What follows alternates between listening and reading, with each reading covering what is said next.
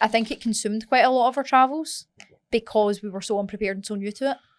So it's also really hard to run an online business, and I think it's an absolute, this whole like online nomad lifestyle, it's so difficult. It's not glamorous. No. It's actually not glamorous. Like, it might look glamorous on Instagram, but it's exhausting. Like, I was the most ill that I've ever been throughout that full duration of being traveling because I was so run down and stressed out all the time. Like, try to get clients as well. Trying to get clients, obviously you're halfway across the world as well. You're never in one place for any length of time. So it's like, you're always thinking, right, okay, where am I going next? How am I going to work? What's the environment going to be like? Like, you're always thinking about a million things at one time. So what's the Wi-Fi like? Yeah, literally. When you're going booking your Airbnbs, it's like the main thing. It's like in the reviews, you're like, please somebody talk about Wi-Fi. Please somebody talk about Wi-Fi. So I think like for all those reasons, like it was difficult. But I wouldn't take it back because it's life lessons and things like that. And when we travelled, we met loads of people. Like, we've done loads of things that obviously we wouldn't have been able to do if we weren't self-employed online coaches. But it's fucking hard. It's not glamorous. I was distraught when I first came back from Australia, but I was in Australia with no real responsibilities the first time, like as in just bar work, and like I got the best experience ever. And then I always wanted to go back, and when I described it as like, I've already checked if the grass is greener, and I thought it was pretty green, but I had to go check again, and I realised it wasn't that green. Yeah, and it's not. And that's what everybody thinks, and that's partly why I'm going back to employment as well, because I've answered my questions. Do you know what I mean? Like, I wanted to go online, I wanted to go and travel and go, what's that life going to be like? So I gave up everything back home, and I was like, okay, I'm going to do it. I realised that, part of me, there was always something missing. And it was like my friends and family and everything that actually made me feel fulfilled. And that's why I decided, 4 months later to come home, because I was like, the grass isn't always green on the other side. And you think that because it's going to be sunny and you're going to live this, you don't live a lavish lifestyle. You really don't. So that's why I came back and I've done that. And now I've realised that, when I was in employment, I was like, being self-employed, how nice would that be? You own, you work when you want. You don't, you fucking work 24/7. No. You actually go from a 9 to 5 to working 24/7, which again is That's great. why you have to really like it. Like, Yeah, you 100%. You have to like be fulfilled by the client side of things and all that. If you're not, like, you're just... Because people are like, you decide your hours. No, my clients decide my hours. Yeah, you don't. You might like to trick yourself into thinking that you're in control, but you're absolutely not in control. And like, even at that, like, I've now experienced, like, I've answered my questions. I've went into the unknown, and I now know what it's like, and it's served me and fulfilled me for such a long period of time. But I think, as you evolve as a human, like, your values change. And I'm at a point now where I see I'm getting older, right? I'm just going to talk about that. I'm 26, right? 27. Even I'm going to talk and I'm 28. But you start to think more about your future, don't you? You start to think, right, shit, I need to actually think about buying a house, doing this, doing that, doing the next thing. And it's not that I can't do that through coaching, because I actually love coaching. Like, I genuinely do. But I fell out of love with being self-employed. Like, people don't speak about how hard it is to be self-employed.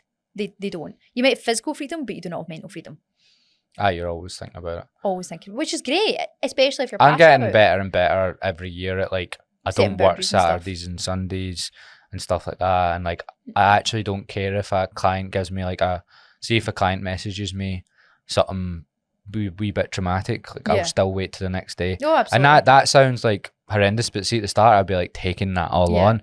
Now I'm like, no, but that's their problem. Yeah, but do you know what I mean? It'll kill you if you keep doing that. Yeah. So like, I'm way better. Like, someone can tell me something horrendous about them, and this might sound bad, but I can zone out from it because I need to know that information, but I don't need to know it there and then. I don't need to deal with it then. But that's a strong boundary that you've had to create in order to be able to continue to run a business. People aren't allowed to send me voice messages. At all. That is good. Well done. No. See the amount of times I got like 9-minute voice clips. No. And for any of my clients listening to this, like, I love you all, right? But I'm not kidding. Like, I didn't have to know what your husband made you for dinner. I really didn't have to know that the dog shat in the carpet. You were talking about you have to make mistakes. I've heard many a pointless story that has ruined my morning. Yep. Just because, and I remember, do you know why I stopped? I woke up one time and I had like about an hour's worth of voice messages, like as in like in total from about 10 different clients. And I just went, no. Not today. This ends. Right now.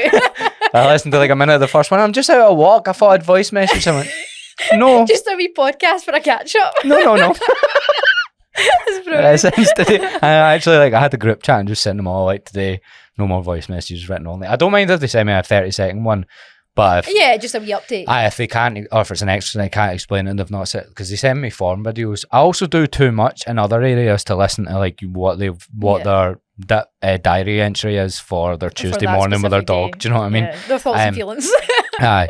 So I've set like rules like that, and you get better at stuff like that. Some of my mates still do it, and like my best mate Michael, who's a coach, he just screenshots me every time. It'll be like a 12-minute voice message or whatever. Jeez.